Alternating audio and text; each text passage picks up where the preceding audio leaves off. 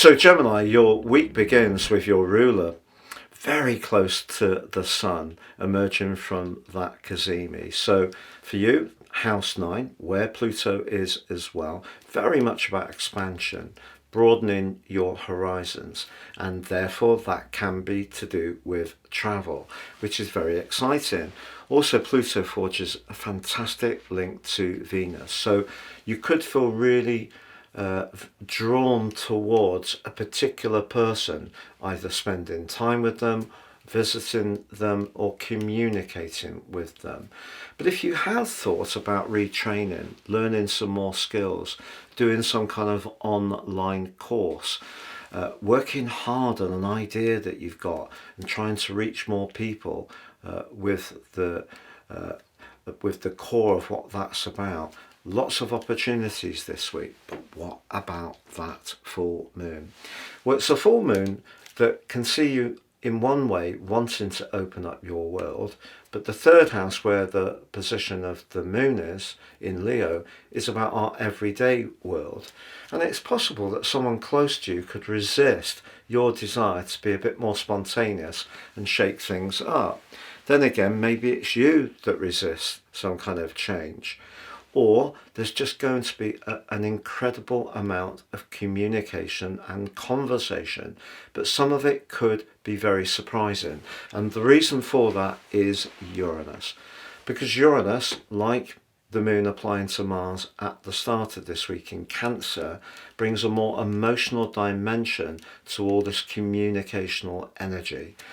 And because Uranus can also be about in your 12th house, the subconscious, maybe some of the conversations you have or thinking you have is influenced by a side of your personality or needs which may not be quite so obvious. So that means you could even surprise yourself. But the thing about this week is that if you do spend it having some jolly moments with people that you find stimulating, that's going to work well. And the more stimulating, the better. So if you've got friends who really have got a world view and are very well informed, that can really call out to you.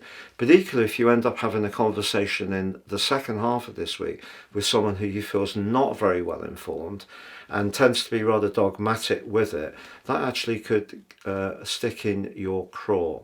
Now, by the end of this week, your ruler Mercury makes its way through to the part of your chart that's very much to do with your connection to the world. Saturn's been very powerful in that area for the last 2 years. Neptune and the North Node are currently, and that could mean that you do think, if you are considering some training, about a shift in your work world. And for some Geminis, that could be moving to a completely different sector. Maybe you're an absolute expert in what you do, but in some ways it's lost its allure.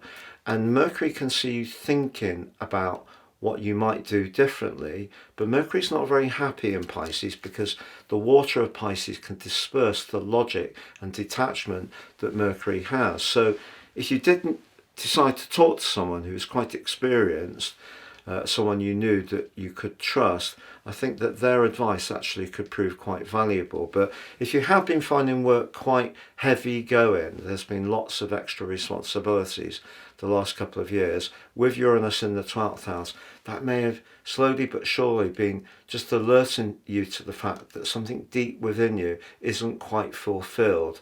And that could be what you're thinking on this particular full moon is actually truly about.